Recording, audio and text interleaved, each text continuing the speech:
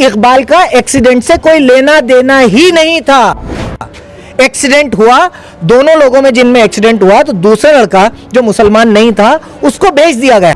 मारने वाली भीड़ को यह समझ में आ गया था कि ये जो लड़का है बचाने वाला ये मुसलमान है। चौराहे पे एक भीड़ बैठी होती है, वो हैवानों की तरह इस बात को कैलकुलेट करती है कि सामने वाला लड़ने वाला मुसलमान है या हिंदू है। अगर मुसलमान है तो इसे जानवरों की तरह पिटने दो, और अगर ये उनके काबू में नहीं आ रहा तो अपन मिलके मारो। मैं नहीं देख सकता किसी एक आदमी को मार रहे हैं, चाहे वो हिंदू हो चाहे मुसलमान हो। मैं एक आदमी को, भीड़ को मारते हुए नहीं देख सकता। मैं भी अपनी गाड़ी रोक के उतर के बचाने जा सकता हूं, लेकिन मेरा हुलिया यही होगा। तो कल को आप ये भी सुन सकते हैं कि इस हुलिये की वजह से मुझे भी एक भीड़ ने मार दिया। अदालत इन लोगों के लिए नर्म ना हो। जैसे पहलू खान के हत्यारे को जमानत दे दी, दूसरे मामलों में संदेह के लाभ पे देते हैं। अब तो सीसीटीवी फुटेज है, अब तो डालिए सबको जेल के अंदर।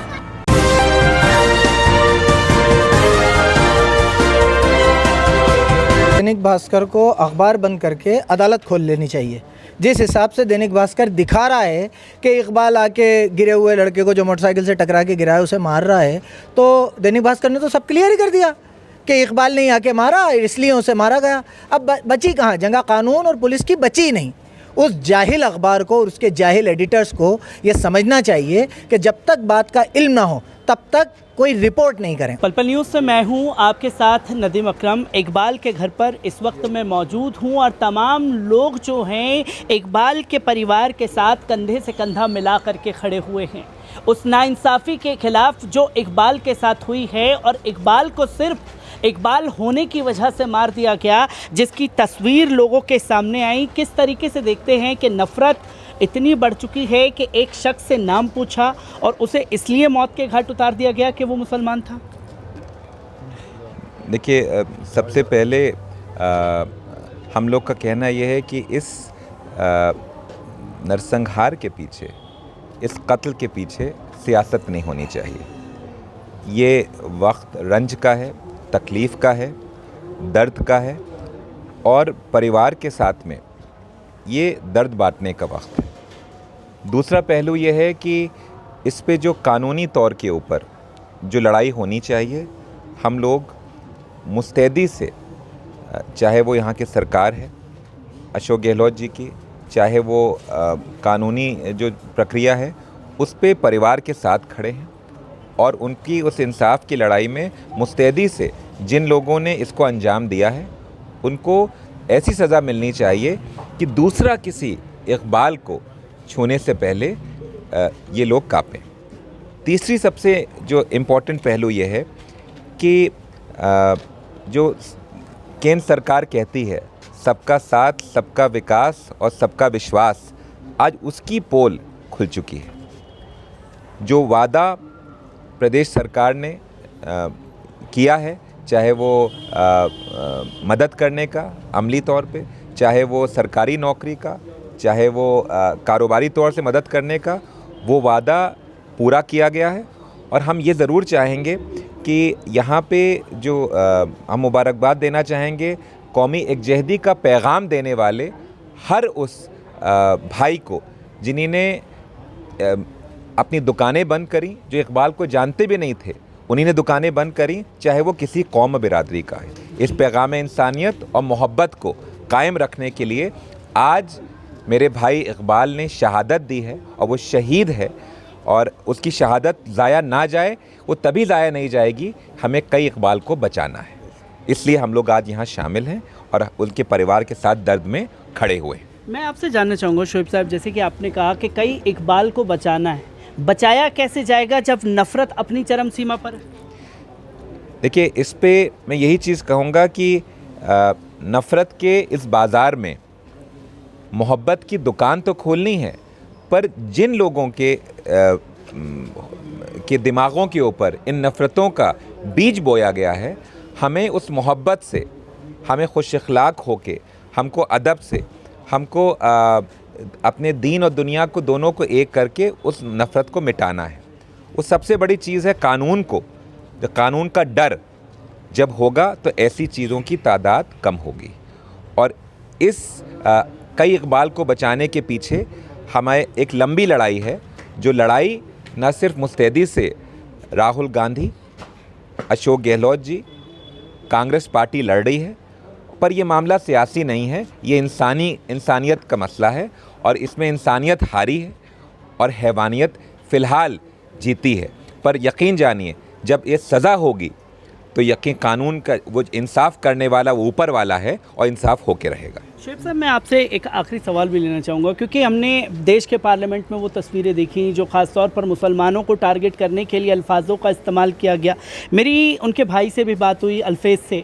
उनका साफ तौर पर कहना था कि वो धर्म के आधार पर गालियाँ दे करके उसके ऊपर वार कर रहे थे। जब पार्लियामेंट में एक पिक्चर सेट कर दी गई है कि किसी को भी टारगेट सिर्फ उसके धर्म की वजह से आप इस नाम से कर सकते हैं, तो क्या ये देखा जाए कि ये उसी नफ़रत का एक सिलसिला है जो तस्वीरें अब सामने आ रही हैं? देखिए, यकीनन सबसे बड़ी चीज़ जो पार्लियामेंट के अंदर एमपी कुंवर दानिश अली साहब के ऊपर जब उनके ऊपर वार किया गया, अल्फाजों का वार किया गया और वो भी मिल के भाजपा के एमपीओं ने हंसे, तो वो भी एक टाइप का नरसंहार था और उसका इनाम भाजपा ने अपने एमपी को ये दिया कि उनको टोंक का प्रभारी बना दिया।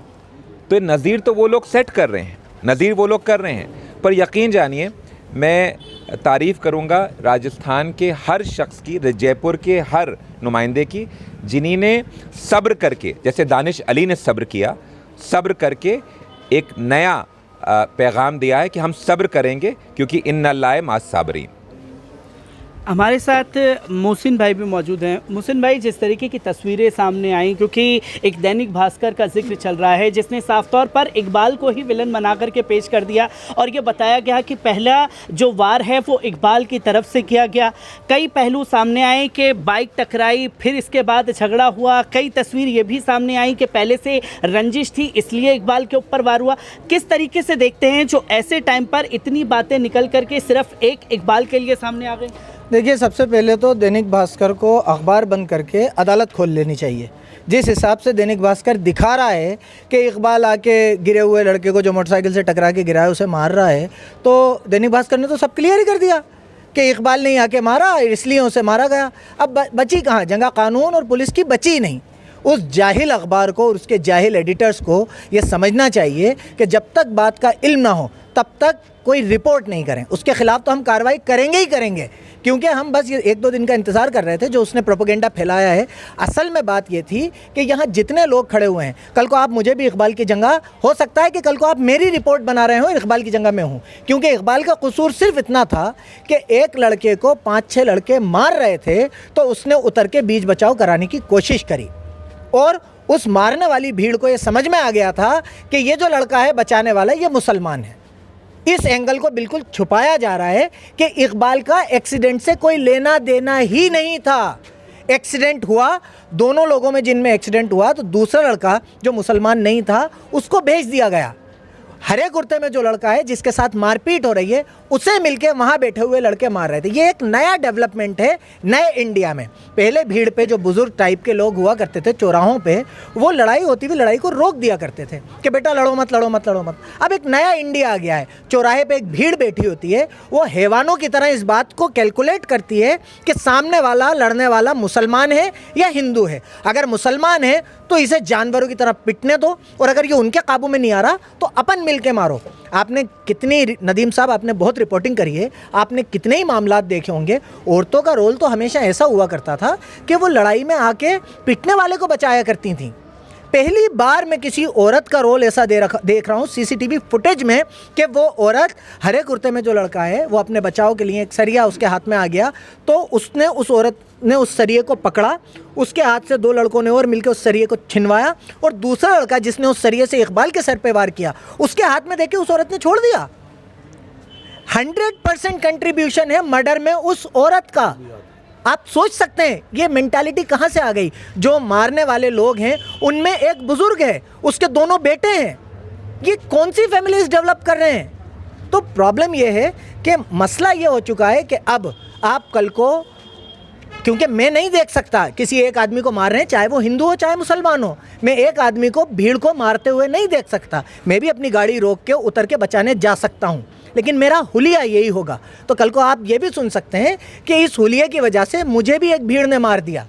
अगर हम आज इन चीज़ों के ख़िलाफ़ पुरज़ोर आवाज़ नहीं उठाएंगे तो कल हर घर में एक इकबाल मनाने को तैयार रही है। मैं एक आखिरी सवाल आपसे भी लेना चाहूँगा, आखिर इसे रोका कैसे जाएगा? क्योंकि इससे पहले दिल्ली में मैंने रिपोर्ट की, एक मुस्लिम युवक को सिर्फ इसलिए निशाना बना लिया कि उसने एक थाली से केला उठा करके खा लिया कि मुसलमान की हिम्मत कैसे हुई हमारी थाली में हाथ लगाने के लिए। आखिर कब इन तस्वीरों पर लगाम लगेगी? जब पार्लियामेंट में खड़े होकर के हेट्रेट फैलाया जाएगा और उसके बाद उसी सांसद को इनाम दिया जाएगा, तो क्या ये चीज़ें रुकेंगी या और बढ़ावा मिलेगा इससे? देखिए, मैं इस बात में कोई टाइम लिमिट नहीं दे सकता, मेरे पास भी कोई फुल प्रूफ प्लान नहीं है, मैं ईमानदारी से कह रहा हूँ। लेकिन जो मुझे लगता है, ये जो भीड़ है ना, ये जो नफ़रती भीड़ है, ये मुसलमानों से आज की तारीख़ में इस बलाह की नफ़रत करती है कि अगर सरकार कोई ऐसा बिल ले आए कि किसी भी आदमी को, किसी भी मुसलमान को अगर इस वजह से मारा जाता है कि वो किसी को बचा रहा था या उसके ऊपर अटैक हुआ है, तो सबसे पहले तो उसे ए ग्रेड में सरकारी नौकरी दी जाए। उसके घर को, जैसे कन्हैया लाल जी के मर्डर में मिला था 1 करोड़ रुपए का 50 लाख का मुआवजा दिया जाए, और उसके साथ उसकी फैमिली के कंप्लीट एक्सपेंसेस की और उनके जीवन यापन की सारी जिम्मेदारी सरकार की हो। इन चीज़ों से हम जान तो वापस नहीं ला सकते, लेकिन मैं फिर गारंटी से कह रहा हूँ, ये लोग नफ़रत इतना करते हैं हमसे कि अगर ये जो आरएसएस और ये भगवा आतंकवाद टाइप वाली भीड़ जो है, ये इतनी नफ़रत करते हैं कि अगर इन्हें लगेगा ना कि यार इसे मार देंगे तो इसका फैमिली सेट हो जाएगी, तो ये आपको मारेंगे भी नहीं। फिर तो इस स्ट्रॉन्ग कानूनों की ज़रूरत है, एक ऐसे मुआवजे, एक ऐसे साथ की ज़रूरत है जिससे ये मैसेज जाए कि मरे हुए के साथ सरकार है, जिसके साथ जुल्म हुआ है उसके साथ सरकार है। अल्हम्दुलिल्लाह जयपुर में एक बहुत अच्छा मैसेज गया है। यही तरीक़ा अगर हर चुना हुआ प्रत्याशी, हर इलेक्टेड आदमी इख्तियार कर ले तो ऐसी घटनाओं पर एक अंकुश लग सकता है। और सबसे बड़ी चीज़, अदालत इन लोगों के लिए नर्म ना हो। जैसे पहलू खान के हत्यारे को ज़मानत दे दी, दूसरे मामलों में संदेह के लाभ पे देते हैं। अब तो सीसीटीवी फुटेज है, अब तो डालिए सबको जेल के अंदर। तो सबसे बड़ी चीज़ है कानून का सही इस्तेमाल और सही इंसाफ। शोएब जी और मोहसिन जी हमारे साथ मौजूद थे, जिन्होंने साफ तौर पर कहा कि नफ़रत पर लगाम तभी लगेगी जब सभी लोग एक साथ मिल करके इस नफ़रत के ख़िलाफ़ बिगुल फूकेंगे।